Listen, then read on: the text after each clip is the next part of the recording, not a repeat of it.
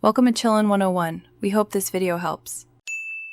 You begin by confirming the exact VMware Workstation build you have and then shut down or suspend all virtual machines to prevent corruption.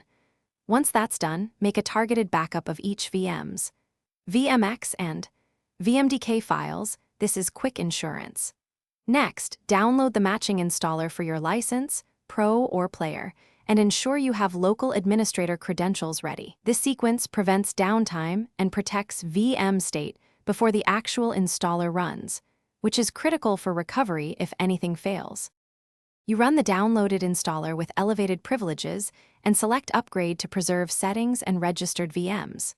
During installation, allow the installer to build kernel modules or drivers.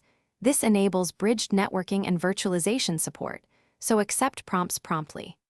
Once installed, open VMware and let it convert or update any VM hardware compatibility when asked. Make sure to read each prompt before accepting. If you're moving across a major version, check the release notes for deprecated features and required configuration edits to avoid runtime surprises. You finish by powering on VMs sequentially and immediately updating VMware tools in each guest so drivers and services match the host. Make sure networking, shared folders, and snapshot functionality behave as expected, and re-enter license info if activation prompts appear.